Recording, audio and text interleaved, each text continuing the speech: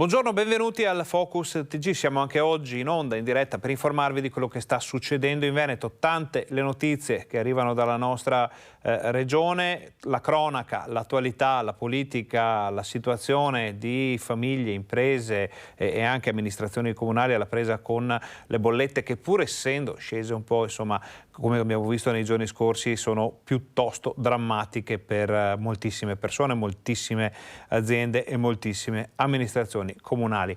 Oggi però apriamo il nostro telegiornale con una notizia di poche ore fa, di pochi minuti fa, perché è ancora in via di definizione. È accaduto a Rosà, una persona è stata investita in pieno centro, siamo a pochissimi chilometri da Bassano del Grappa, siamo nella Pedemontana e è tutto ancora da ricostruire perché la vicenda, come dicevamo, è successa poco fa. Di certo c'è solo che Suor Ferdinanda Ferraro, 87 anni, di cui vediamo una fotografia grazie alla regia di Fabio Verin, è stata investita e uccisa questa mattina sulla statale Valsugana, nel tratto che attraversa il paese di Rosà, il centro abitato, proprio a poche decine di metri dalla chiesa, dal municipio, e sotto gli occhi di molte persone. Ci sono anche dei testimoni. Quel che è ancora da definire innanzitutto che cos'è successo. Questa anziana religiosa, 87 anni, pare che stesse attraversando la strada quando sarebbe stata travolta da un mezzo pesante. Sulle prime si pensava che il mezzo pesante si fosse allontanato dal luogo dell'incidente in modo volontario. Ovviamente, ribadiamo, sono tutte ricostruzioni dell'ultimo minuto, però potrebbe anche essere che non si sia accorto di niente il conducente del tir, che è stato cercato. Ci dicono i nostri colleghi che sono in questo momento sul posto che sarebbe stato ritrovato il mezzo pesante in una località dell'Alta Padovana a pochi chilometri da Rosà e verrà sentito ovviamente il conducente. Pare che la polizia locale stia recuperando le immagini dell'impianto di videosorveglianza puntate proprio sul punto dello scontro. Anche qui è da capire se effettivamente siano state registrate le immagini di quello che è successo, se ci fossero le telecamere proprio in quel punto. Quindi una vicenda totalmente da ricostruire. Di certo, purtroppo, c'è solo che Suor Ferdinanda è stata investita e uccisa a 87 anni. La salma è a disposizione dell'autorità giudiziaria nella camera mortuaria dell'ospedale di Bassano del Grappa. Persona molto nota in zona, ci dicono, nata a Rosà e residente tuttora nella località della Pedemontana. Abbiamo per noi sul posto già Chiara Gaiani e Andrea Benetti, che si stanno occupando di raccogliere tutte le informazioni e ve le daremo poi nel corso qui del Focus TG. Appena possibile andremo in diretta con Rosà. Adesso, a questo punto, finché ci prepariamo per capire bene come andare a prendere le informazioni da Rosà, possiamo vedere la situazione dell'inchiesta sullo stadio di Padova. L'imprenditore non risponde alle domande. Sentiamo. Non ha risposto al giudice l'imprenditore edile Giovanni Vattiato, titolare dell'impresa Tecnoedil di Capriolo nel Bresciano. L'interrogatorio con il GIP Elena Lazzarin è stato velocissimo. L'impresario è indagato per appalto illecito e sottoposto alla misura interdittiva che per 3 mesi gli vieta di trattare con la pubblica amministrazione. La Tecnoedil, come è noto, ha avuto in appalto dall'impresa Estil i lavori per il rifacimento della nuova curva sud dello stadio Euganeo. La procura sta indagando se la procedura del subappalto non sia stata aggirata con più contratti di subaffidamento. Questo l'illecito che viene contestato a Vattiato, al titolare della ditta che si era aggiudicata l'appalto dal comune, la laziale Estil, e ai tecnici del comune di Padova Stefano Benvenu e Giuseppe Peruzzi. Mercoledì 16 l'interrogatorio dell'ingegnere Elio Scirocchi, legale rappresentante della Estil.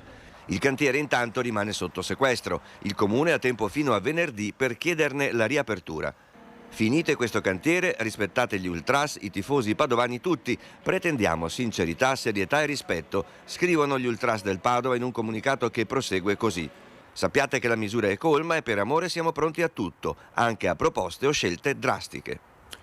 Allora, questo era l'approfondimento, l'ultima novità sull'inchiesta che riguarda lo stadio di Padova, ma torniamo alla cronaca, torniamo a Rosà, dove per noi c'è Chiara Gaiani con Andrea Benetti per raccontarci tutto quello che è successo o comunque tutto quello che si sa dei fatti di questa mattina quando è stata investita una suora di 87 anni uccisa in centro a Rosà.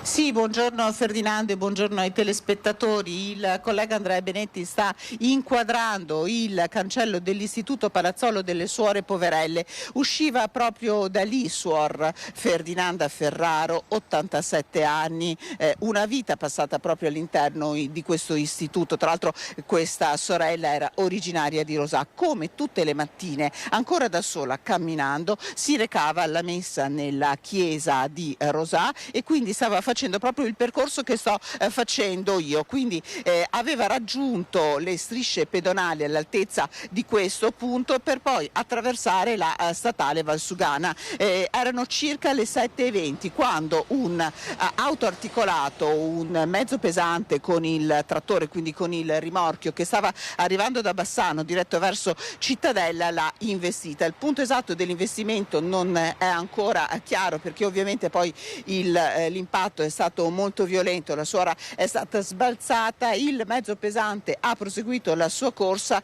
e nei confronti della sorella sono immediatamente scattati i soccorsi prestati, pensate, da un'ambulanza che stava transitando proprio lungo la Valsugana in quel momento per un altro soccorso, che ha capito che la cosa era molto grave, che la sorella era molto grave, si è fermata, ha iniziato a rianimarla. Dall'istituto sono anche uscite le consorelle di suor Ferdinanda, che l'hanno vista a terra con i sanitari che cercavano di rianimarla. Tra i primi da correre anche i nipoti, perché come dicevo poc'anzi suor Ferdinanda Ferraro era proprio originaria di Rosà.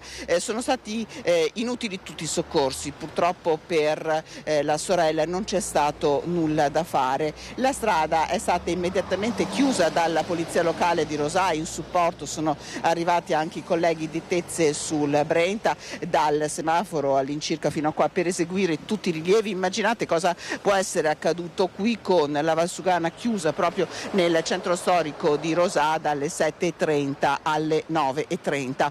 Le sorelle speravano che suor Ferdinanda potesse essere accolta da una delle camere mortuorie che hanno all'interno questo istituto. In questo un istituto storico, è più di un secolo che le suore poverelle sono qui a Rosà, ospita una casa di riposo per anziani, una casa per disabili gravi. Speravano insomma che il magistrato le autorizzasse a poter vegliare il corpo di suor Ferdinanda, e invece il magistrato ha disposto che venisse trasportata all'obitorio di Bassano, dove si trova in questo momento a disposizione. Sono scattate ovviamente immediatamente le indagini da parte della polizia locale di Rosà, che ha iniziato a esaminare le telecamere che monitorano il centro di Rosà, dove, pensate, ci sono addirittura 4 semafori per gli attraversamenti pedonali, ma anche le telecamere private. Sono state acquisite le immagini, è stata rintracciata la targa del mezzo pesante che si sospetta essere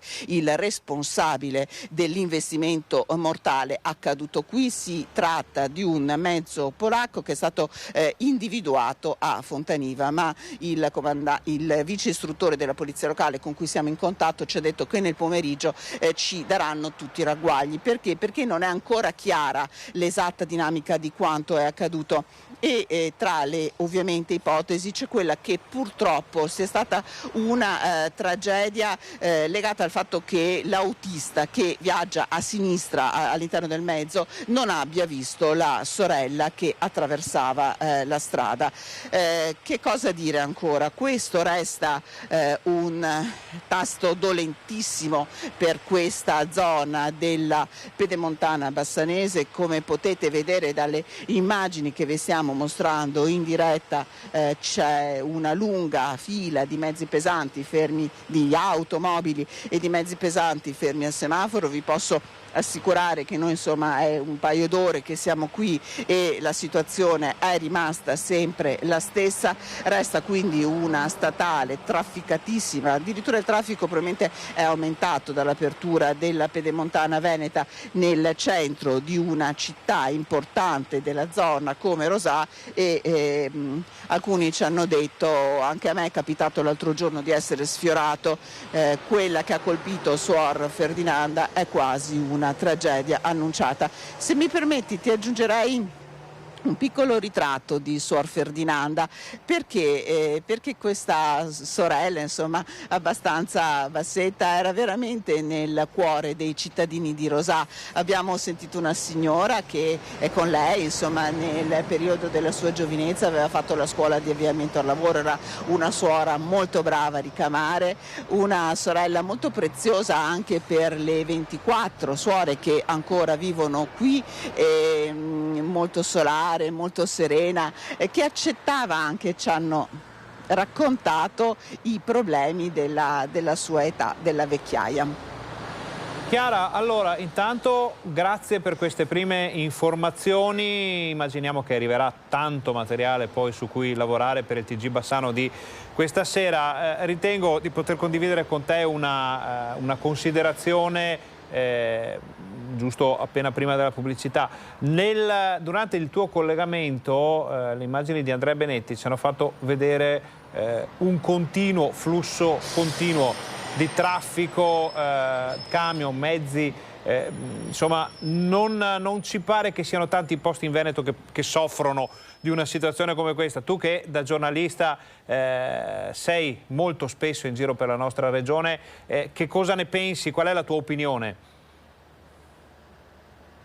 No, la condivido in pieno, Ferdinando, è davvero un continuo, ma anche adesso stanno arrivando mezzi pesanti, auto, lo avete visto dalle immagini e vi assicuro che è stato così per tutta la mattina. È sicuramente un tasto dolente, direi, della viabilità dell'intero Veneto. Questo una situazione che va sicuramente, su cui va fatta una riflessione molto ampia, non solo da parte dell'amministrazione comunale, ma probabilmente da parte della regione. Qui in questo tratto la Valsugana è una strada statale, davvero insomma taglia in due il centro storico della città, per esempio, giusto per darvi un altro insomma dettaglio, la chiesa si trova rispetto insomma dove sono io, ecco adesso Andrea ve la fa vedere, vedete la chiesa è da una parte della Valsugana, la canonica è dall'altra parte della strada. Vi assicuro che abbiamo tentato insomma di incontrare il parroco che non ha voluto rilasciarci delle dichiarazioni al microfono, però insomma un anziano in quel momento stava attraversando la strada su le strisce pedonali, che tra l'altro sono anche molto più ampie rispetto a quelle che ci sono in questo tratto, e gli fa fermo, fermo, dove vai? Suona il semaforo pedonale. È davvero una situazione molto pericolosa quella di questo tratto insomma di Valsugana, su cui sicuramente va aperta una riflessione che probabilmente insomma forse molti poi ringrazieranno il sacrificio di Suor Ferdinanda se si riuscirà a fare qualcosa per questo tratto. Chiara, noi ringraziamo te Andrea Benetti per questo primo collegamento. Se ci saranno informazioni, novità, interviste o situazioni importanti da comunicare, non esitate a contattarci, le daremo in diretta qui al Focus TG. Grazie, buon lavoro. Grazie a voi. Noi torniamo in studio, ma solo per lanciare la pubblicità, perché abbiamo ancora tantissima cronaca di cui parlare, quindi state con noi. Torniamo fra pochissimo.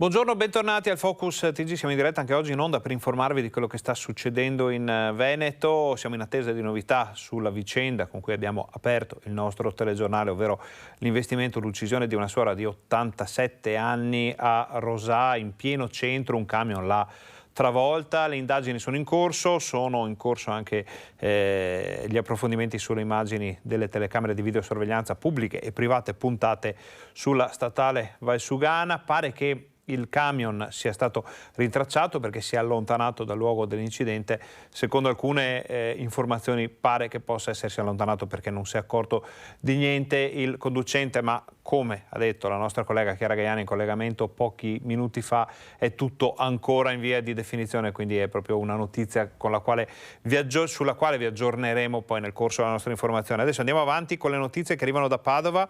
C'è stato un blitz all'alba delle forze dell'ordine per le scritte neonaziste in città. Nella notte del 28 ottobre avevano imbrattato i muri di Padova con scritte nostalgiche nei confronti del fascismo. Una su tutte inneggiava l'anniversario della marcia su Roma, 100 anni di fascismo 1922-2022. Un gruppo di militanti neofascisti appartenenti a Casa Pound, autori dei vandalismi, sono stati denunciati dalla Digos di Padova che ieri mattina all'alba ha perquisito le loro abitazioni e la sede del movimento di estrema destra in Riviera Paleocapa a Padova. 5 tra i 20 e i 30 anni residenti in provincia sono stati denunciati per i reati di apologia di fascismo e danneggiamento aggravato. Le scritte erano comparse sui muri di alcuni palazzi storici del centro di Padova, in particolare in via del Santo, nella sede della Facoltà di Scienze Politiche, e in via Barbarigo al Liceo Scientifico Nievo. La procura aveva immediatamente avviato le indagini. Nelle abitazioni dei 5 militanti, uno di loro con un ruolo all'interno di Casa Pound, sono state trovate bandiere naziste con svastiche, una bandiera della Repubblica Sociale di Salò, riviste e materiale di propaganda neonazista, una mazza da baseball, moltissimi fumogeni e torce illuminanti. Ritrovati anche caschi e passamontagna e le bombolette spray utilizzate nel raid vandalico. Ora ci spostiamo nel Trevigiano, dove, come in altre zone del Veneto, è in corso una vera e propria ondata di furti, in questo caso nelle abitazioni, ma abbiamo visto con i nostri servizi, con i servizi delle nostre emittenti, che questa situazione è piuttosto diffusa in varie zone del Veneto. Andiamo a vedere cosa è successo. Sono stata chiamata dalla mia vicina che mi ha detto: guarda Aurella, avete i ladri in casa, perché abbiamo sentito sbattere sulla porta e l'allarme che suonava. Quindi mio marito è tornato subito e ha visto la porta spalancata, praticamente tutta scardinata, e io nel frattempo ho chiamato i carabinieri. Loro praticamente sono entrati, sono andati nel piano superiore, in camera mia, e hanno aperto l'armadio e hanno fatto razzia dell'oro che avevo in armadio. 3 vie razziate in poche ore. L'incubo dei ladri in casa nella Marca non accenna a placarsi. 0 branco nel mirino dei ladri scatenati ieri sera poco dopo le 18. Almeno 6 le abitazioni visitate tra via Bertoneria, via Bombena e via Visnò. Tra i residenti rabbia e paura. Alcuni di loro preferiscono non mostrarsi. Furto mega porta via dell'oro che avevo e danni mega rovesciato tutto, dai cassetti, dai armadi. Rovesciata dappertutto. Siamo partiti ieri sera alle 18 e alle 21 eravamo a casa. Nel tempo di 3 ore sembrava niente. L'attrezzo che hanno usato per scassare la finestra, che col trapano l'hanno bucata. Tutto per terra e tutti i cassetti aperti. Hanno buttato giù tutti i quadri per cercare probabilmente la cassaforte, però non abbiamo trovato impronte, non abbiamo trovato sporco. In una circostanza è stato asportato da una delle abitazioni anche l'apparato di registrazione delle telecamere di sorveglianza. La tecnica è sempre la stessa e i ladri sembrano molto esperti. È caccia aperta ai malviventi da parte dei carabinieri. Stamattina sono stata chiamata da un altro mio vicino che mi ha detto: Aurella, vieni a vedere il mio campo perché ho visto che ci sono collane in giro, roba che sicuramente sono cose che hanno scartato. Si ha tanta paura, insomma, anche perché ho sentito che non sono venuti soltanto qua, ma hanno girato anche su altre case. Come ha detto la persona intervistata, non solo in quella zona, ma ad esempio anche a Jesolo, dove sono entrati in azione i ladri acrobati. A Jesolo ladri acrobati entrano in casa anche in pieno pomeriggio e mettono a soqquadro le 2 diverse abitazioni, rovistando e mettendo sottosopra tutte le stanze. Rubato soldi, collane e pure 2 statue di Natale. I 2 colpi a Cortellazzo tra giovedì e venerdì scorso, con la banda di ladri che ha preso 2 abitazioni vicine. Nel primo caso sono entrati nel magazzino, impadronendosi di alcuni attrezzi da giardinaggio, compreso un decespugliatore e anche un bilanciere con dei pesi pesi installati. La seconda è frazione tra le 19 e le 21, orario in cui i proprietari sono usciti per andare a cena e rientrati, vale a dire nelle 2 ore di assenza il colpo. I banditi sono entrati in azione forzando una finestra al piano terra che affaccia tra l'altro in una strada molto trafficata e quindi frequentata. Una volta all'interno hanno chiuso la finestra passando in rassegna tutte le stanze e fuggendo con un bottino tra contanti, oro e addobbi natalizi. Questa è la situazione nel Veneto. A Venezia invece sono in azione i borseggiatori, le cose non vanno affatto bene, tanto che c'è chi ha deciso di organizzare una manifestazione. Attenzione ai borseggiatori, pay attention, pickpockets on board. Attenzione, possibili borseggiatori a bordo. L'annuncio, ribadito al megafono anche in inglese e poi con volantini multilingue distribuiti dagli attivisti dell'Associazione Cittadini Non Distratti, mette in guardia i visitatori appena arrivati a Venezia.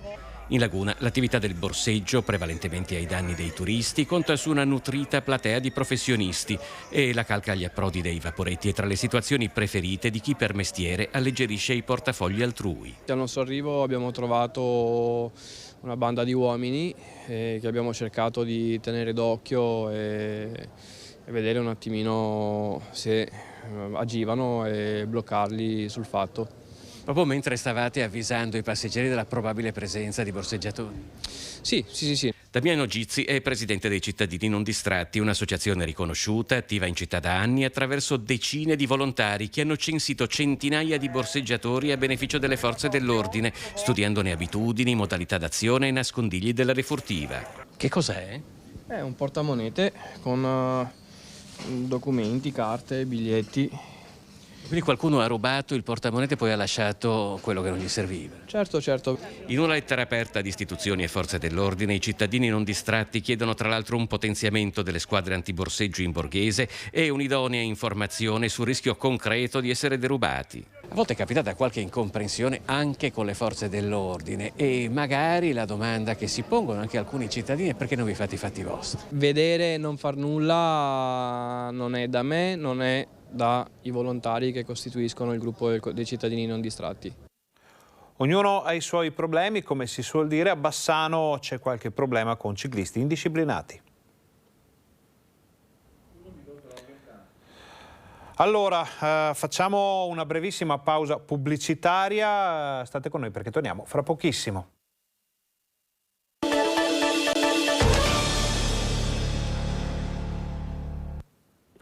Buongiorno, bentornati al Focus TG, siamo in diretta anche oggi in onda per informarvi di quello che è successo in Veneto. Non ci sono aggiornamenti per il momento con la notizia con cui abbiamo aperto il telegiornale, ovvero l'investimento e l'uccisione di una suora di 87 anni nel centro di Rosà, nel Bassanese. La religiosa stava attraversando, sembra dalle prime informazioni, sulle strisce pedonali quando sarebbe stata travolta da un camion che poi si è allontanato verso la sua destinazione. Non è chiaro se si sia allontanato volontariamente il conducente oppure addirittura se non si sia accorto di nulla a causa della posizione della cabina, della posizione della persona investita. È tutto in via di definizione, se ne stanno occupando i nostri giornalisti, come sempre nel TG Bassano di questa sera. Ampio spazio a questa notizia e a tutti i corollari di questa notizia. Restiamo nel Bassanese però, perché dicevamo ognuno ha i suoi problemi. Se a Venezia ci sono i borseggiatori, in altre situazioni il degrado si presenta in altre forme, a Bassano l'amministrazione comunale ha il suo bel da fare con i ciclisti indisciplinati. Pontevecchio e ciclisti, un matrimonio che non sa da fare. Secondo un'ordinanza del comune, infatti, il simbolo della città non può essere attraversato né da ciclisti in sella alla loro bicicletta né dagli ormai sfreccianti monopattini. Sul ponte si può solo passeggiare, una regola però spesso infranta. Visto le numerose segnalazioni che venivano di persone che transitavano in bicicletta o monopattino e anche a forte velocità sul ponte, abbiamo predisposto un servizio in borghese che nel giro di un'ora ha permesso di sanzionare ben 16 utenti. Giovedì in una sola ora 16 multe da 87 euro l'una, sabato altre 5 sanzioni, un divieto che i cittadini conoscono ma che non tutti hanno intenzione di rispettare. La stragrande maggioranza di quelli che passano in bicicletta del ponte sanno del divieto e alcuni a volte ostentano il fatto di passare impunemente. Ora torniamo a Padova, dove è scattata un'inchiesta per la diffusione della droga nel carcere. Gestiva un traffico di droga dalla cella. È un ergastolano di 45 anni di San Donà di Piave, condannato per l'omicidio di 2 narcotrafficanti albanesi nel 2003, il vertice dell'inchiesta della Procura di Padova, che ha fatto luce su un giro di stupefacenti al Due Palazzi. La Procura, nei giorni scorsi, ha svolto delle perquisizioni nelle abitazioni di persone vicine all'uomo. Al momento 6 persone risultano indagate, 3 sono detenute, 3 invece sono a piede libero e sono indagate per detenzione di stupefacenti. Nell'inchiesta sembra essere coinvolta anche un'avvocatessa di Udine, che però nega ogni coinvolgimento. Secondo le indagini, l'ergastolano era riuscito a far entrare in carcere cellulari e un PC attraverso i quali gestiva il traffico, poi si faceva pagare su carte prepagate intestate a dei prestanomi. Avrebbe organizzato l'arrivo in carcere di mezzo chilo di cocaina nascosta in pacchi contenenti prodotti di bellezza. Cambiamo zona, cambiamo genere di notizie, pur rimanendo nella pagina della cronaca. Andiamo nel Trevisano, dove 2 imprenditori sono finiti nei guai per aver evaso oltre 4 milioni di euro.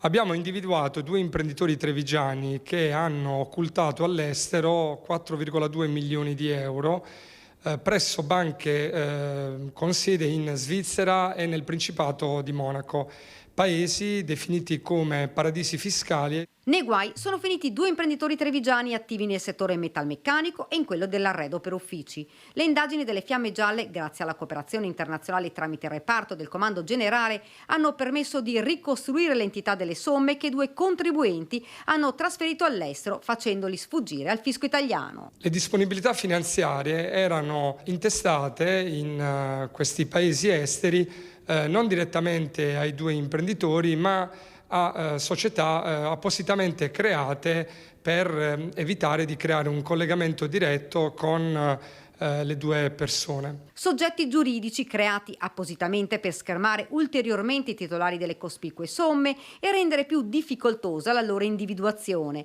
ma le Fiamme Gialle sono riuscite a risalire ai 2 imprenditori. Gli elementi acquisiti hanno consentito di ricondurre le somme giacenti sui rapporti bancari esteri ai 2 contribuenti trevigiani e sottoporle a tassazione in Italia ai fini delle imposte sui redditi e dell'IVA, recuperando quasi 2 milioni di euro. Le indagini hanno avuto origine da una segnalazione della Guardia di Finanza di Firenze che aveva individuato un'associazione a delinquere finalizzata all'indebita raccolta di risparmio sul territorio nazionale. Indagini che avevano scoperto come diversi cittadini italiani, tramite un'organizzazione criminale transnazionale, avevano trasferito capitali ingenti all'estero in paesi considerati a fiscalità privilegiata.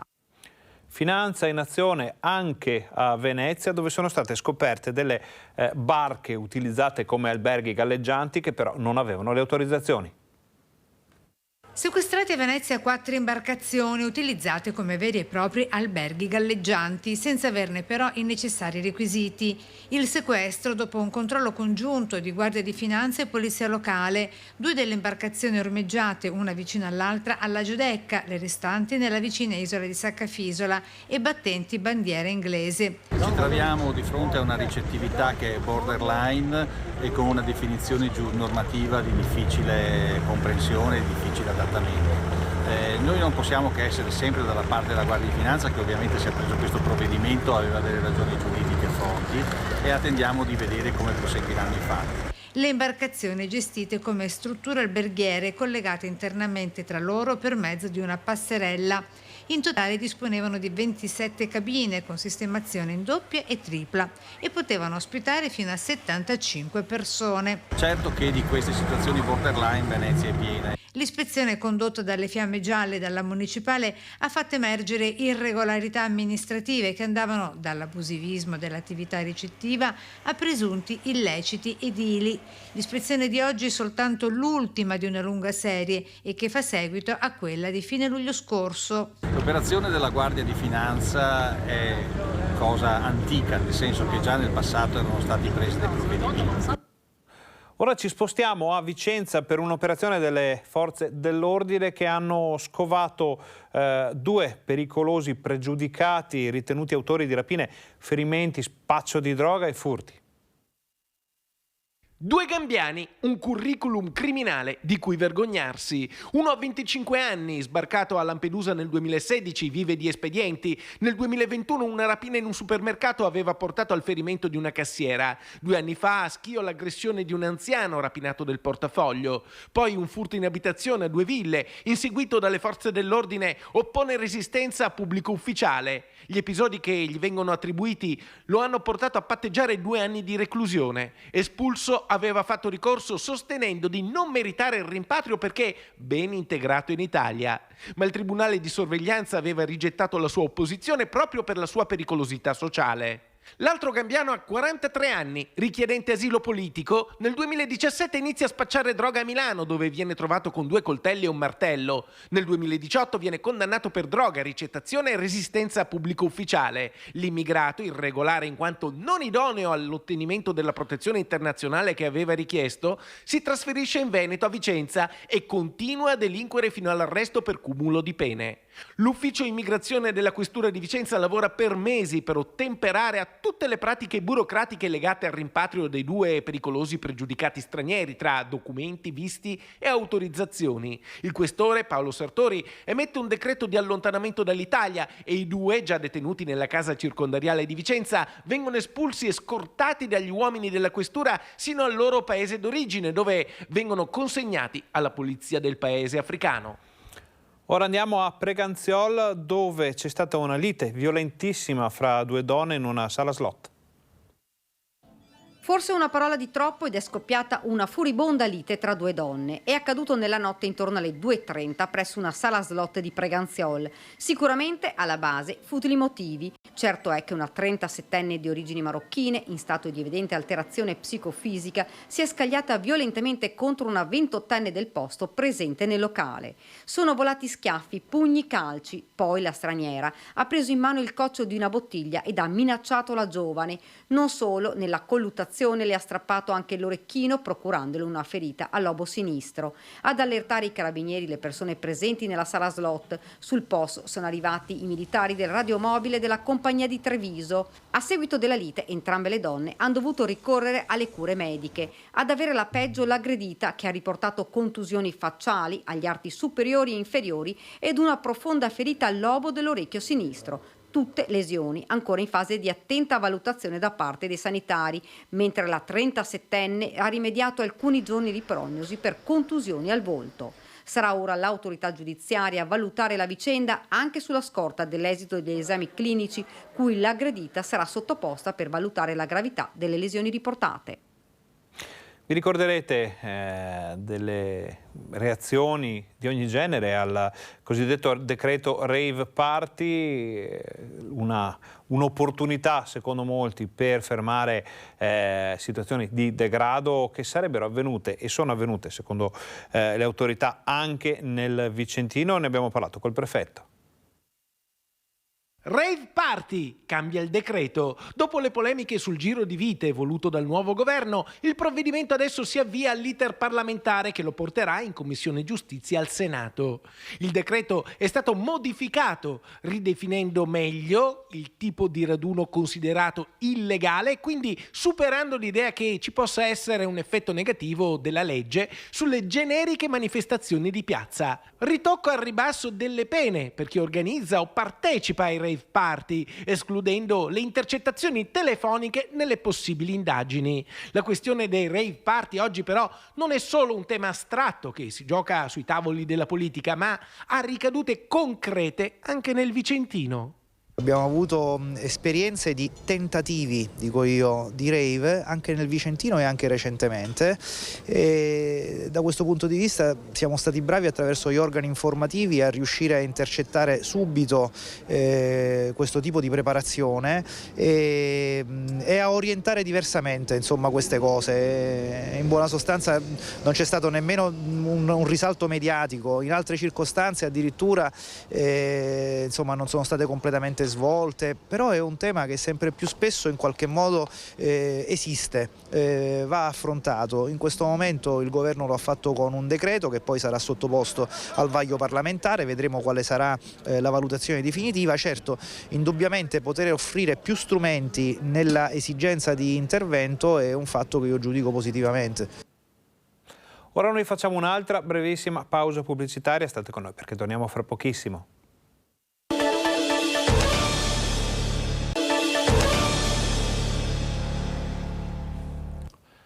Buongiorno, bentornati al Focus TG. Siamo in diretta anche oggi in onda per informarvi di quello che sta succedendo in Veneto. Torniamo indietro di qualche giorno, di qualche settimana, a quel sabato mattina di follia nel quale, vi ricorderete, un 19enne di Riese aveva rapinato almeno 2 persone alla guida delle proprie vetture, aveva utilizzato poi la macchina per una fuga rocambolesca che aveva portato anche alla morte di un ciclista investito da un'auto in fuga, appunto. È passato 1 mese e mezzo e una delle persone alle quali è stata sottratta l'automobile deve ancora rivederla, deve ancora riaverla. 1 mese e mezzo, era il 1° di ottobre alle 9 di mattina, hanno ancora da consegnarmi la macchina, neanche andare a portare i fiori a mio marito non posso, perché io godevo. La signora Cecilia, 80 anni, di Vallà, è la prima delle 3 donne rapinate dell'auto la mattina del 1° ottobre dal 19enne di Riese Steve Quintino, che senza patente al volante delle 3 vetture ha compiuto una folle corsa fino a Fonte, investendo e uccidendo un ciclista, il 67enne di Loria, Mario Piva. La procura sta completando le indagini, ma la pensionata non si capacita del motivo per cui la sua auto, una Honda, non sia stata ancora dissequestrata. L'anziana, asmatica, è costretta a muoversi a piedi o a chiedere continui passaggi ai figli, e anche questa è una conseguenza della tragica scorribanda messa in atto da Quintino quella mattina. Ha preso le chiavi dalle mani, sono restata col telecomando in mano, mi ha dato un spentone. Mi sono ritrovata mezzo del cancello e mezzo di qua. Sicché, nato dentro in garage, ho preso la macchina, dato una botta là e via. È stata la fortuna che non mi sono opposta messa dietro, perché con quello che ha combinato dopo, quello mi tirava sotto. Quanta paura ha preso quella mattina, signora? Tanta, perché per fortuna avevo il pacemaker, perché se ero ancora ridotta come prima, addio l'infarto facevo. Sebbene sia consapevole che c'è chi quel giorno ha subito danni ben più gravi, anzi irreparabili, Cecilia ci ha chiamato per sollecitare la restituzione dell'auto di cui ha bisogno anche per accudire i nipotini. Mi confido nella vostra intervista su qualcosa che posso avere una risposta, insomma, perché dopo la macchina è anche da aggiustare. E chi paga? Io non ho i soldi a pagare. Sto misero appartamentino qua per sopra. E basta, non ho altro. Perché a pensione, stop. Non ho altro e spero che si risolva presto sto problema, perché io non ce la faccio più andare avanti così. Ci spostiamo di qualche chilometro, andiamo a Treviso, da dove arrivano molte segnalazioni di degrado in una zona in cui dormono senza tetto e altre persone. Lungo le rampe si trova di tutto, da oggetti personali a frutta mangiucchiata. Queste rampe qua.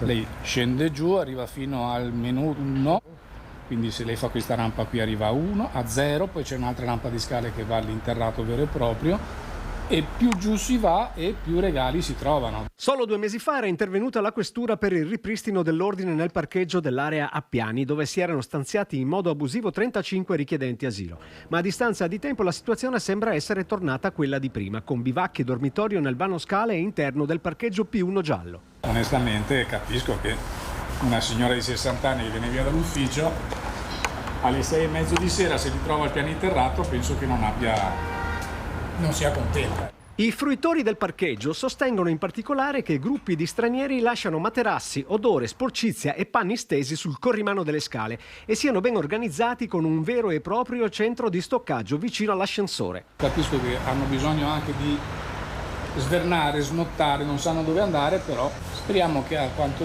prima chi deve intervenire intervenga a mettere a posto questa situazione qua, che ormai è un po' che si protrae. E durante i controlli avvenuti a Treviso qualche notte fa, qualcuno aveva girato un video molto brutto, possiamo dire, che era poi circolato sui social. La faccenda finisce sul tavolo del Ministro della Giustizia. Finirà sul tavolo del Ministro della Giustizia il caso del video di un giovane marocchino ubriaco in possesso di stupefacente contro gli agenti di una volante della questura di Treviso. A confermarlo oggi alla nostra Francesca Bozza il deputato della Lega e sindaco di Tarso Gianangelo Boff, che punta a ripristinare il reato di oltraggio a pubblico ufficiale. Ci deve essere un reato che chi, come era prima, che chi offende, insulta, oltraggia le forze dell'ordine, i pubblici ufficiali, deve essere procedibile d'ufficio, penalmente. È un appello rivolto al ministro Nordio in qualche modo, quello di poter metterci mano, onorevole? Secondo me è una delle cose che mi sono appuntato, è una delle cose con le quali ne parleremo con chi è. Noi abbiamo anche l'onorevole Bisa che è in Commissione Giustizia. Questo mentre dal SAP, Sindacato Autonomo Polizia, parte una richiesta indirizzata al questore di Treviso. Ci aspettiamo assolutamente la presentazione da parte della questura di una denuncia all'autorità giudiziaria per i fatti che saranno poi individuati dall'autorità giudiziaria. Sindacato che ipotizza come quel video montato ad arte sia stato una sorta di agguato al quale rispondere munendo gli agenti delle telecamere sulla divisa. Ogni poliziotto indossa una telecamera, lo vediamo nei film americani, quella telecamera registra tutto, deve essere registrato tutto e non deve essere manipolato nessun tipo di immagine. In caso di problemi l'autorità giudiziaria prenderà in carico queste immagini e ne farà eventualmente una fonte di prova. Infine il sindacato lancia un appello a chi garantisce ogni giorno la sicurezza dei cittadini. Bisogna guardarsi le spalle e bisogna fare attenzione a tutte queste componenti poi manipolatorie che vengono messe in atto.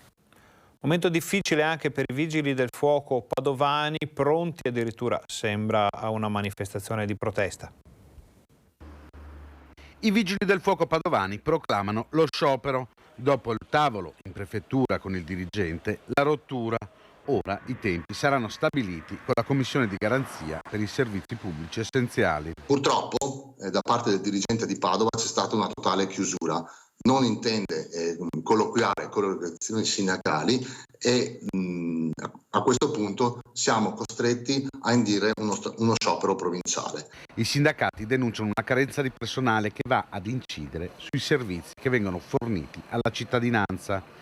Le squadre al lavoro in città sono poche. Troppe volte, dicono i rappresentanti sindacali, vengono chiamati in aiuto squadre da altri presidi, allungando però i tempi di intervento. Alla seconda chiamata di soccorso potrebbe arrivare una squadra di Abano Terme o di Piave di Sacco, se disponibile, altrimenti da Cittadella o da Este.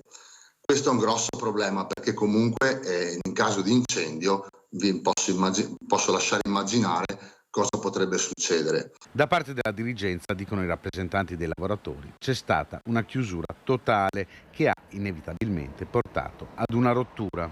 Non è possibile che una città come Padova, una provincia come Padova, che ha 1 milione di abitanti all'incirca, abbia in servizio poco più di 20 persone.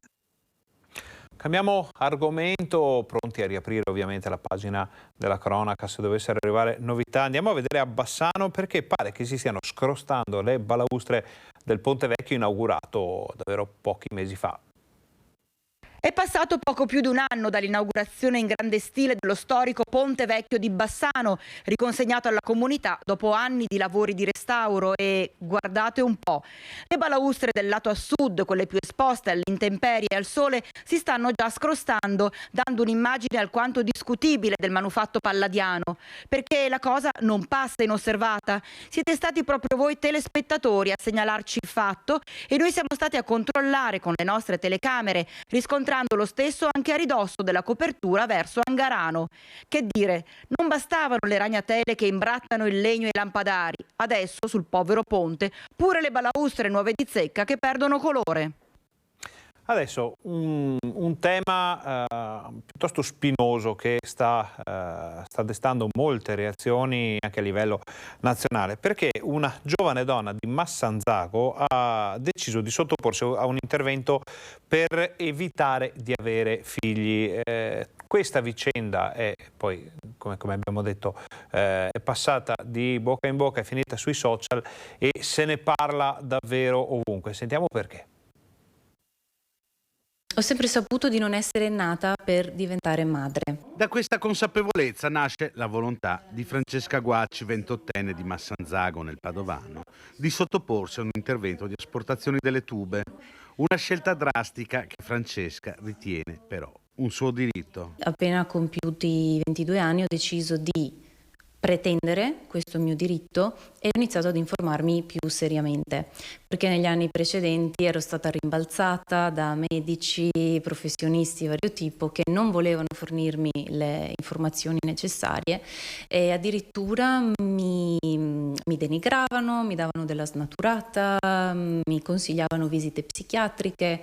Il percorso per arrivare all'operazione è stato tortuoso, con molti no detti più o meno garbatamente dai medici.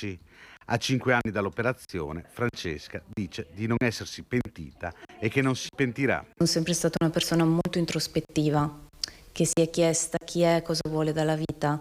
Non ho mai scelto nulla per capriccio o con leggerezza, con superficialità. La storia di Francesca, che nella vita fa la fitness influencer sui social network, ha inevitabilmente alzato un polverone di polemiche. Non mi arrabbio, non mi irrito, non mi sento umiliata. Anche prima ho risposto tranquillamente a critiche, domande, dubbi.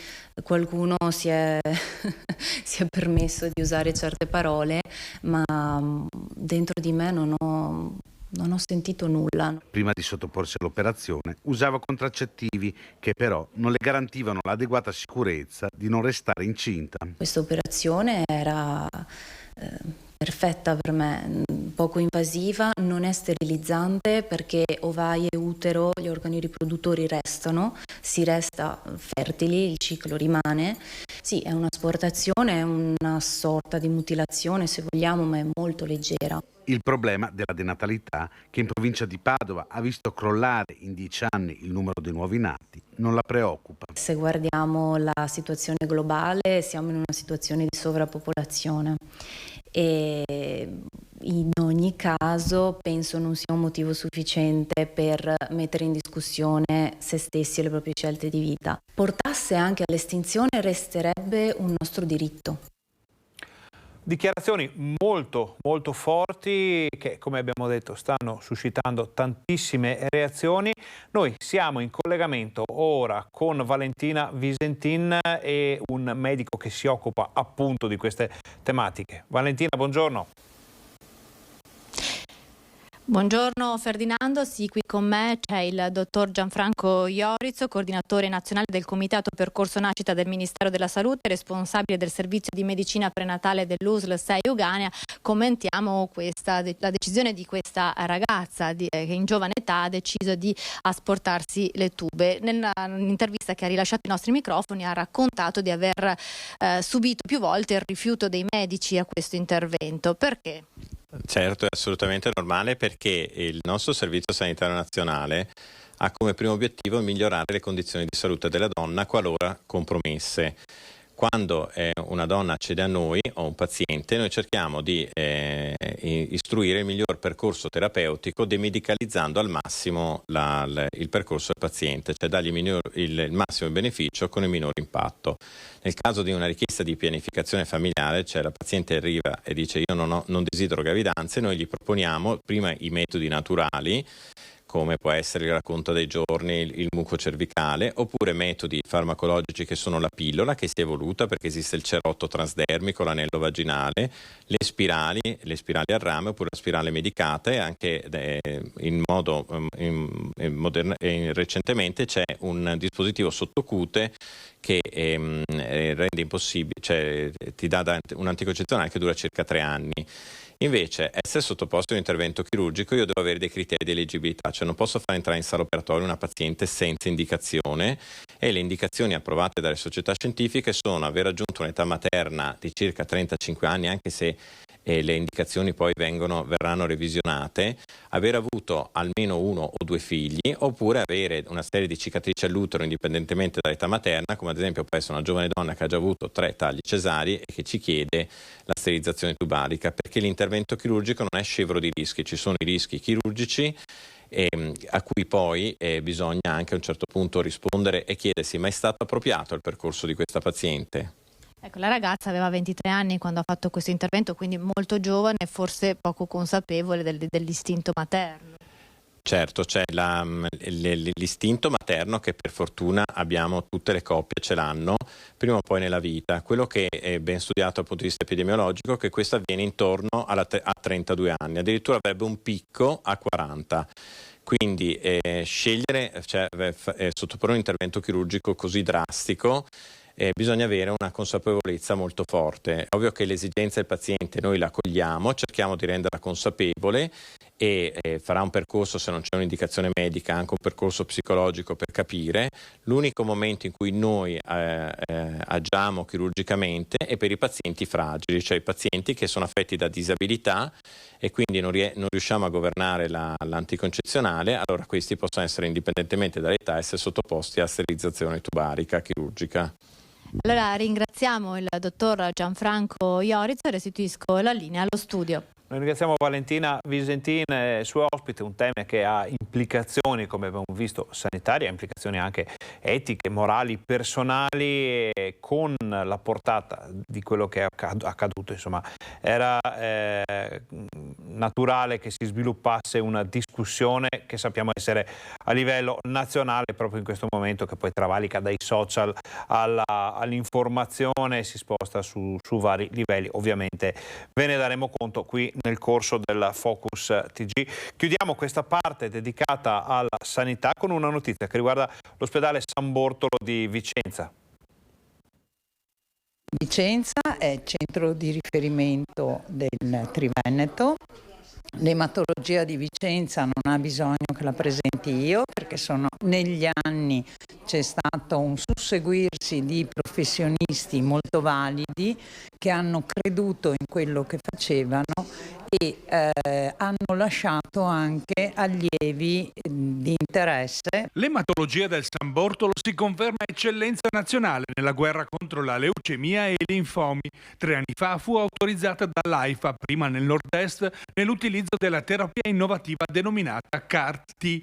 Oggi, dopo aver valutato quasi 100 pazienti, è tempo di bilanci. È un bilancio molto positivo perché comunque siamo riusciti a trattare più di 30 pazienti con questo tipo di patologia e di questi almeno il 50% hanno avuto una guarigione, possiamo dire pressoché completa, della loro patologia. Un progetto che potremmo anche definire visionario. Questi laboratori arrivano a maturità dopo molti anni di lavoro ed è per quello che sono pochi sul territorio nazionale. Svolgono un ruolo fondamentale perché questa è un po' la medicina del futuro, riuscire a prendere le cellule del paziente e a renderle, ingegnerizzarle e a renderle delle cellule killer verso la sua stessa malattia. Questo stiamo cercando di fare a Vicenza, abbiamo fatto a Vicenza con dei protocolli autorizzati. Arriva in redazione proprio in questo istante una nota dall'agenzia Ulancio ANSA che conferma sostanzialmente quanto ci ha detto la collega Chiara Gaiani nel collegamento col quale abbiamo aperto il nostro telegiornale riguardante la notizia di una suora di 87 anni investita e uccisa da un mezzo pesante in centro a Rosà nel Bassanese. Sappiamo che ci sono delle indagini in corso per capire che cosa è successo, ma è stato rintracciato l'autista del mezzo che ha travolto la religiosa. Si tratta di un cittadino polacco che era andato a scaricare del materiale in una ditta di Fontaniva, come ha anticipato Chiara Gaiani. La polizia locale del nord-est vicentino lo ha identificato attraverso la lettura della targa e i varchi elettronici e anche questo ce l'aveva già confermato Chiara Gaiani. La novità è che l'uomo avrebbe detto agli investigatori di non essersi assolutamente accorto dell'urto e di aver proseguito quindi il suo viaggio perché non sapeva di avere travolto una persona. Ovviamente è una notizia in corso di aggiornamento, questa è l'ultima novità, poi se arriveranno smentite o conferme o altre notizie ve le daremo nel corso del Focus TG che continua fino alle 13:30, ma adesso facciamo una breve pausa pubblicitaria.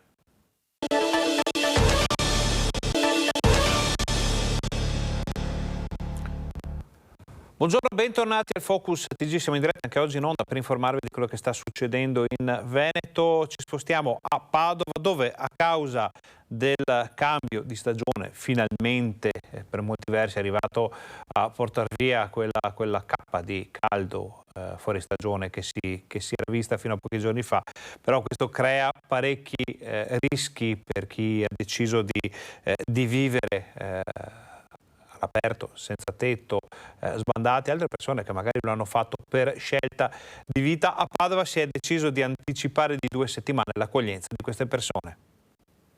Le temperature si sono abbassate repentinamente in questi giorni e così i servizi sociali del comune di Padova hanno deciso di anticipare di 15 giorni l'accoglienza notturna invernale per le persone senza fissa dimora. Un primo punto di accoglienza è la casetta Borgomagno, da cui le persone verranno indirizzate agli asili notturni. Tra le novità l'aumento dei posti letto. Già da oggi iniziamo ad aggiungere altri posti per questa iniziativa. 20 posti all'ex Gabelli e pian piano nel corso di questo novembre aumenteremo gradualmente il numero di posti fino a garantire un posto al caldo per tutti. In totale sono 130 posti letto al momento disponibili per l'emergenza freddo. Un censimento dei servizi sociali di Padova ha rilevato in città tra le 150 e le 200 persone che vivono in strada e per questo i posti per l'accoglienza notturna verranno aumentati ulteriormente. In queste ore intanto comincia ad essere operativa anche la cucina mobile che consegnerà direttamente in strada pasti caldi e bevande calde. La situazione climatica è legata a doppio filo anche con quella dell'inquinamento ambientale, con la qualità dell'aria. Restiamo a Padova per vedere quali sono le novità. Qualità dell'aria di Padova e del Veneto in miglioramento. Lo dicono insieme Regione e Legambiente, che hanno valutato come e quanto i comuni veneti sopra i 30.000 abitanti spendano e promuovano in buone pratiche anti-inquinamento, grazie anche agli investimenti della Regione. La Regione negli ultimi 3 anni ha investito 834 milioni di euro, che vanno a sommarsi alle centinaia di milioni di euro che abbiamo investito negli anni precedenti. Quindi cifre molto rilevanti che hanno portato effettivamente una riduzione, un abbattimento importante degli inquinanti. Guardando a Padova, il comune investe soprattutto contro l'inquinamento da traffico.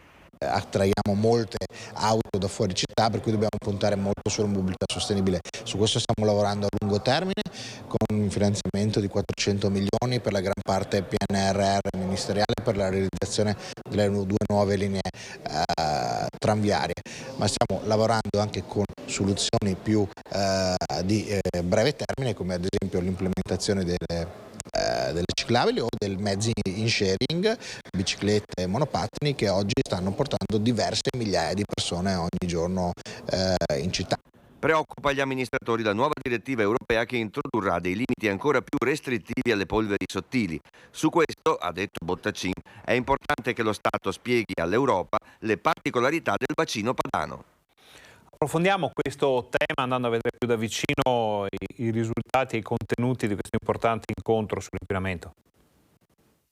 In Veneto c'è meno smog. La qualità dell'aria sta migliorando grazie alle pratiche anti-inquinamento messe in atto da Regione e Comuni. Il primo summit Aria Pulita in Veneto, organizzato da Legambiente a Venezia, parte da questo dato di fatto, ottenuto tramite un questionario compilato dai 16 comuni che in Regione superano i 30.000 abitanti. Purtroppo non è ancora sufficiente per ottenere i risultati che saranno richiesti dalle direttive europee, però ogni comune sta facendo la sua parte e anche i cittadini rispettando le ordinanze. La lotta all'inquinamento è dislocata in tutta la regione. Padova, ad esempio, è in testa per investimenti in mobilità condivisa, Treviso per gli incentivi ai cittadini, Verona e Vicenza per numero di passeggeri del trasporto pubblico.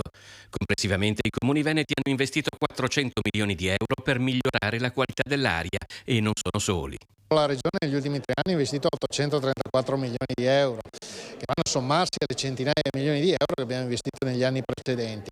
Quindi cifre molto rilevanti che hanno portato effettivamente a una riduzione, un abbattimento importante degli inquinanti. Nonostante questo, però, dati sanitari e giorni di sforamento delle polveri sottili nell'aria continuano a preoccupare, anche alla luce di una nuova direttiva europea che introdurrà dei limiti ancora più restrittivi.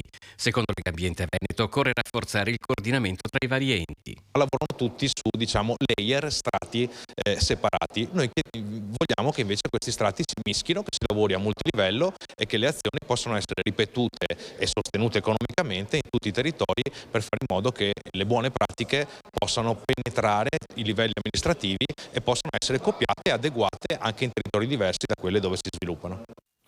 Contatto diretto delle associazioni della Regione per questa situazione, per quello che si sta cercando di fare, sono ovviamente i comuni e quindi gli assessori all'ambiente. Abbiamo sentito 3 assessori di città molto importanti in Veneto, Padova, Treviso e Venezia. Sentite cosa ci hanno detto.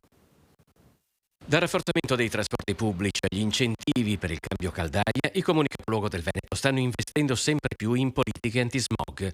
Dal traffico al riscaldamento, dall'industria all'agricoltura, le fonti di inquinamento sono diverse, così come le risposte delle varie amministrazioni a confronto al primo summit di Legambiente per l'aria pulita. Siamo una città dove attraiamo molte auto da fuori città, per cui dobbiamo puntare molto sulla mobilità sostenibile. Su questo stiamo lavorando a lungo termine con un finanziamento di 400 milioni per la gran parte PNRR ministeriale per la realizzazione delle 2 nuove linee tranviarie. Abbiamo fatto un grande piano di incentivo al cambio caldaie, finanziando al 100% in molti casi il cambio delle caldaie più inquinanti, ma con un grande piano di forestazione urbana che sta dando i suoi frutti. Infatti vediamo che anno dopo anno il valore medio dei PM10 sta scendendo, abbiamo un problema di sforamenti legato anche alla bassissima piovosità che ci sta colpendo in questi anni. L'invito di Legambiente è di mettere in rete le buone pratiche adottate dai singoli comuni in coordinamento con la Regione, lo Stato e l'Europa e ad allargare il campo a livello internazionale. L'assessore all'ambiente di Venezia De Martin, in un momento di crisi energetica che sta portando la nazione a riattivare le centrali a carbone. I nostri interlocutori vanno a nucleare. Se per chi crede alla scienza abbia come riferimento la scienza e tutto ciò che la scienza oggi ci può rasserenare sul nucleare. Chi non crede alla scienza creda pure a Greta Thunberg, perché 20 giorni fa l'ha detto lei stessa, bisogna passare dal carbone al nucleare. Cambiamenti climatici, innalzamento delle temperature, normale cambiamento nelle situazioni di una creatura vivente come un ghiacciaio, ma la Marmolada resta comunque un grande malato, però pare che si vada verso una riapertura del ghiacciaio. Ricordiamo, quest'estate teatro di una immensa tragedia.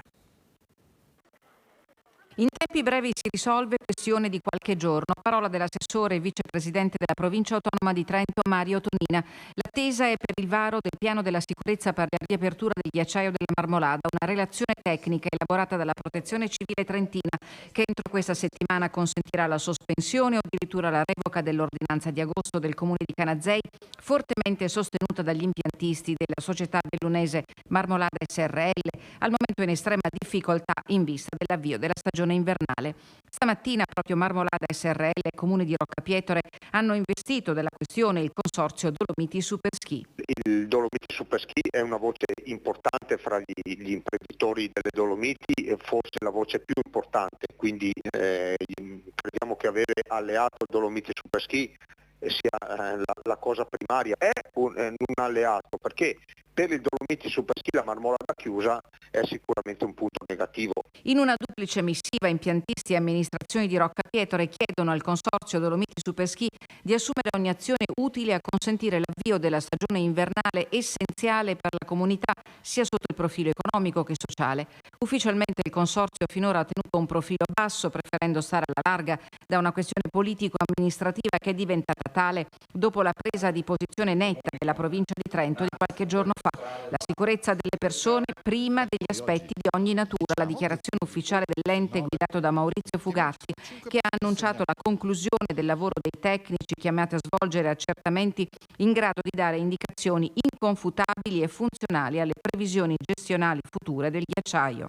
Una linea tutt'altro che soft, quella di Trento. Bonari, fino ad ora i solleciti inviati dal Bellunese, che pur avendone facoltà ha evitato la strada dei ricorsi amministrativi. Non stiamo cercando la lite, ma stiamo cercando di capire il perché probabilmente hanno i motivi che ce li dictano. E prima neve stagionale l'abbiamo vista a Cimagrappa sull'altopiano, è arrivata nella nottata fra domenica e ieri. Ancora oggi però i rilievi sono ancora imbiancati, vediamo qualche immagine. Prima neve della stagione a Cimagrappa, una precipitazione nevosa poco consistente ma continua. La perturbazione che in queste ore sta interessando il Vicentino ha dunque portato con sé anche una cosiddetta spolverata di bianco. Imbiancato l'altopiano dei 7 comuni, dove i fiocchi hanno ricoperto località Campomulo, Campolongo, Larici e la zona del Monte Verena. Ancora questa mattina si poteva vedere il Grappa imbiancato nella parte sommitale. Pare che insomma, qualche centimetro di neve debba restare anche nei prossimi giorni. Vedremo quanto durerà e vedremo soprattutto, e questo lo sperano anche gli impiantisti e i proprietari degli impianti, chi fa turismo sulle alture del Vicentino ma del Veneto in generale. La speranza è che la neve possa arrivare presto, copiosa, per dare il via alla stagione turistica invernale. Sull'altopiano c'è però chi decide di spegnere i lampioni per l'inverno. Rincari di luce e gas stanno mettendo in ginocchio non solo privati e attività, che si parli di assestamento, a risentirne anche i comuni che devono fare i conti con bollette schizzate alle stelle, tanto che alcune amministrazioni, come quella di Rozzo, si trovano a dover fare i conti con realtà e decisioni per nulla piacevoli, ma necessarie. Abbiamo terminato i soldi messi a bilancio per la pubblica illuminazione, per l'energia da dare alla pubblica illuminazione al 31 di agosto.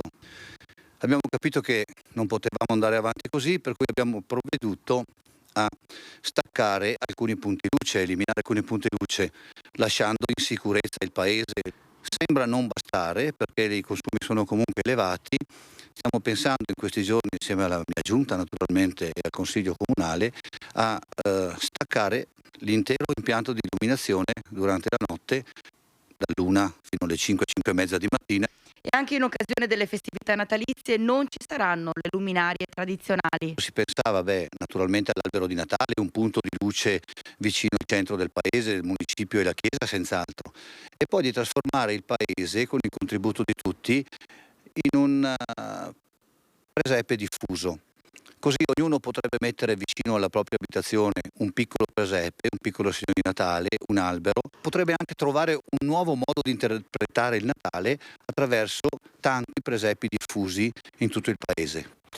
Da una parte una provocazione, dall'altra abbiamo sentito una proposta non solo turistica ma anche proprio per garantire uno spirito natalizio ancora più forte ai paesi della montagna, in questo caso la montagna vicentina. Vedremo se qualche altro amministratore dei paesi d'altura vorrà seguire questo esempio o proporre qualcosa di diverso. I nostri microfoni come sempre sono sempre aperti per tutti. Andiamo avanti sul tema delle difficoltà, delle bollette, della crisi, ma una crisi prolungata per il settore dei panificatori, perché in 10 anni nella Marca Trevigiana ha chiuso il 50% dei panifici. I miei colleghi che erano un po' in difficoltà hanno preferito chiudere 4-5 attività sicuramente, tenendo conto che siamo rimasti in 150-160 iscritti al nostro gruppo, sono parecchi. Dai 300 che eravamo 10 anni fa, 10 anni ci siamo ridotti alla metà. Il 50% dei panifici della Marca Trevigiana negli ultimi 10 anni ha chiuso definitivamente. Un fenomeno figlio dei tempi, delle difficoltà legate al cambio generazionale e oggi più che mai condizionato dagli aumenti di luce e gas. Se si spendeva sotto i 500 euro, 480, 490 euro al mese, siamo passati a 1.600, 1.700.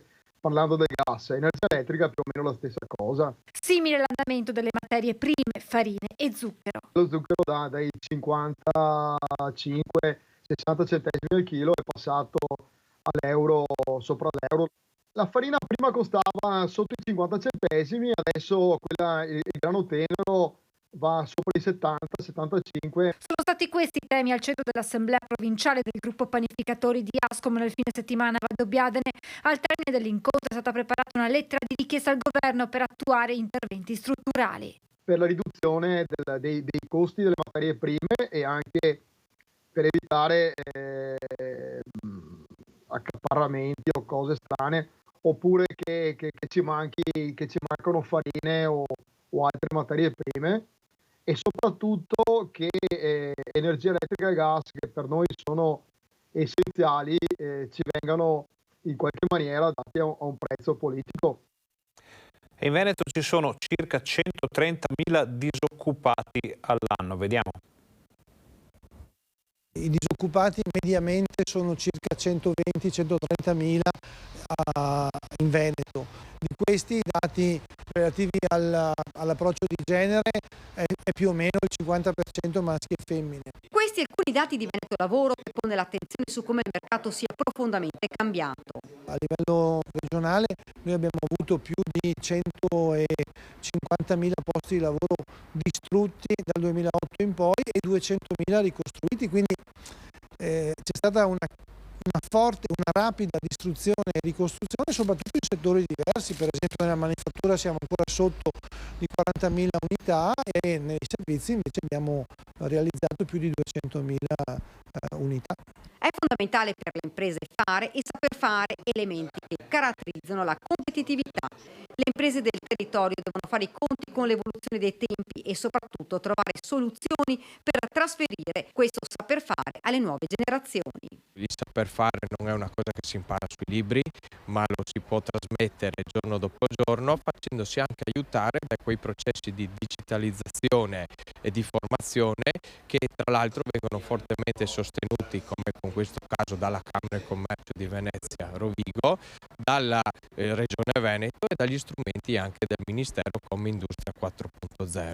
Questo per evitare i possibili rischi di rallentamento nella produzione, in un momento come quello attuale non facile per le aziende. Ci sono delle grandi sfide, è per questo che gli imprenditori devono mettersi insieme. L'associazionismo oggi è più importante che mai, perché solo assieme, solo uniti si possono superare le sfide così importanti che ci aspetta il futuro. L'incontro Valorizzare e tutelare il saper fare nel mondo 4.0 è stata l'occasione per presentare la nuova squadra di Confapi Mandamento Sandona 90 con il nuovo presidente Massimiliano Stocco. Passiamo ora alla mobilità del futuro. Il tema più sentito in questo periodo per quanto riguarda l'area bellica Vicenza è quello della TAV. Vediamo le novità. Missione TAV. Nei prossimi giorni il sindaco di Vicenza ha in agenda un viaggio a Roma per progettare il tratto est tra Vicenza e Padova. Priorità al Salto del Montone, lo scavalco dei binari della linea storica con un cavalca ferrovia alto 15 metri e lungo quasi 2 chilometri. Su questo punto Francesco Rucco è irremovibile. Nessun gigante di cemento nei quartieri abitati. Sì, andrò a Roma per incontrare il commissario di RFI che si occupa della tratta Brescia-Padova, con il quale ci confronteremo alla luce anche del dibattito di questi ultimi giorni sull'uscita est. La priorità in assoluto è capire come la TAV esca dalla stazione di Vicenza in direzione Padova, capire il tema di questo scavalco del Montone di cui si è parlato tanto in queste ore, che è un'ipotesi interna dell'RFI e che verrà prima o poi anche affrontata dall'amministrazione comunale, sulla quale, dico già, ci sono contrarietà da parte del Consiglio Comunale e in particolare, devo dire, da parte di questa amministrazione. L'amministrazione è da tempo impegnata a trovare una soluzione condivisa con i cittadini per l'uscita est dell'alta velocità. Dopo gli incontri pubblici stiamo valutando anche di fare una commissione o un consiglio comunale ad hoc dove confrontarci anche sullo sviluppo est. La TAV oggi è una doppia rotaia che porta verso il futuro, un futuro futuro atteso da tanto, troppo tempo, anche dalle forze economiche e dalle attività produttive. È una scelta corretta quella che ha messo in piedi il sindaco Rucco, perché è giusto condividere anche con il territorio e con le forze economiche queste scelte. Però a un certo punto bisogna prendere anche delle decisioni e dobbiamo velocizzare quelli che sono i tempi poi di realizzazione, perché già da troppi decenni che soffriamo la carenza di infrastrutture e se vogliamo essere al passo con lo sviluppo economico abbiamo bisogno di questa infrastruttura.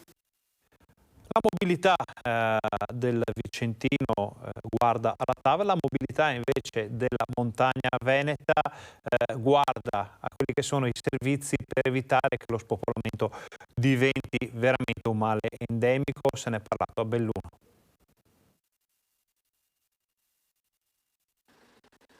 2.700.000 chilometri macinati in 7 anni, una media di 10.000 persone fragili trasportate e accompagnate ogni anno all'ospedale o dal medico di base, dalle terre alte al basso feltrino, senza soluzione di continuità. Questo è Stacco, il servizio che il Comitato d'Intesa offre in provincia di Belluno grazie al prezioso aiuto di 23 associazioni, di mezzi di trasporto e una rete di volontari senza pari. Un servizio che ha fatto scuola in Veneto, che purtroppo oggi è la cartina di tornasole di un territorio che senza una visione coordinata del futuro prossimo rischia di scomparire causa spopolamento. Sentiamo proprio la necessità in questo momento storico di fare un appello a tutti coloro che possono fare qualcosa, in particolar modo alla pubblica amministrazione, affinché si mettano insieme, ci siano dei tavoli di concertazione, ma ci siano anche degli interventi efficaci sul territorio. Il report presentato oggi e che anticipa l'incontro celebrativo e di confronto in programma sabato prossimo in Piazza Duomo a Belluno fa emergere situazioni di fragilità sommersa e diffusa, specie nei comuni più a nord della provincia, di cui sono testimoni impotenti i volontari impegnati nel servizio, sovente costretti ad assumere il ruolo di assistenti guida di anziani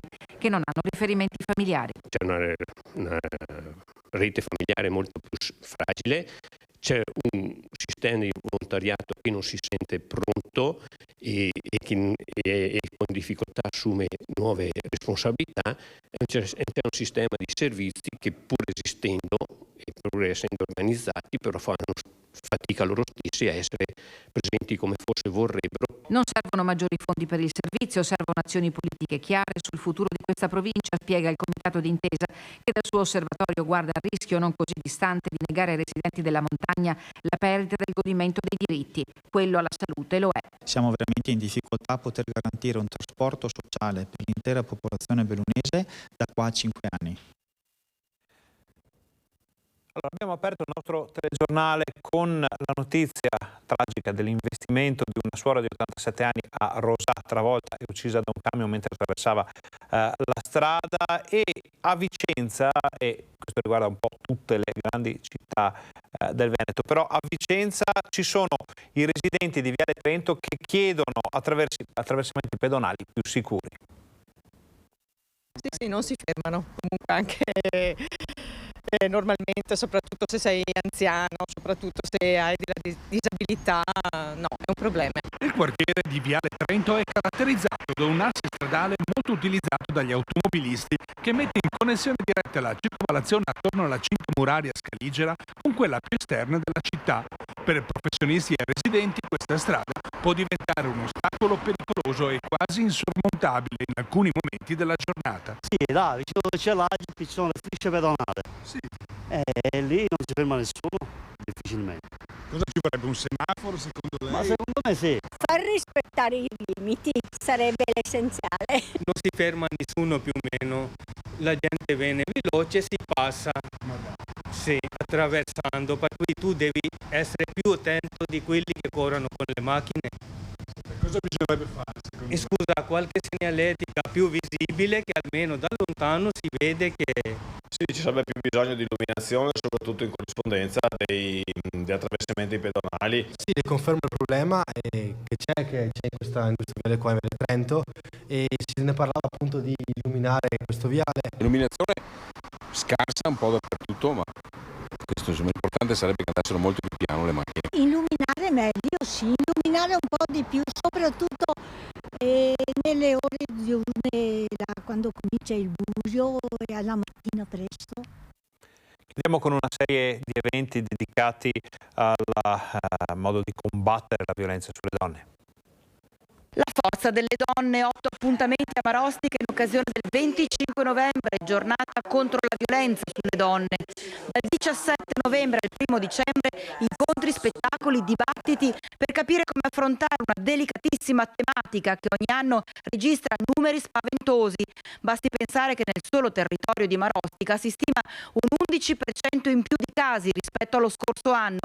Diventa fondamentale cambiare tendenza, coinvolgendo l'intera comunità. Un'intera rassegna di momenti dedicati alla riflessione su questa tematica, che spaziano dall'ambito culturale all'ambito amministrativo, economico e industriale, quindi la politica del lavoro, affrontare il tema in tutte le sue sfaccettature, proprio per cercare di aprire elementi e dare massima condivisione sull'argomento e su questo tema. Ci si rende proprio conto nel momento in cui si va a condividere con altre persone un evento, una manifestazione, che si può contare su qualcun altro, che magari ci sono altre persone che sono nella stessa situazione, che magari ci sono altre persone che hanno bisogno di aiuto, e soprattutto forse si ha anche più forza nel chiedere aiuto.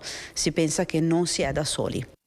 Questa era l'ultima notizia del nostro telegiornale. Al momento non ci sono aggiornamenti sul fatto di cronaca con cui abbiamo aperto il TG, ovvero l'investimento e l'uccisione di una suora di 87 anni a Rosà. Il resto lo vediamo nel TG Bassano di questa sera, perché la nostra redazione ha già raccolto interviste, dichiarazioni, testimonianze e anche alcuni corollari di quello che è successo, perché come avete visto dalle immagini del collegamento, insomma, il traffico sta diventando davvero un problema, lo è già da un po' per un territorio molto vasto. Detto questo, noi ringraziamo Fabio Verin per la regia, ringraziamo tutti i colleghi che ci hanno permesso di portare nelle vostre case tutte le ultime notizie del Veneto. Ringraziamo voi per essere stati con noi. Vi auguriamo un buon pomeriggio.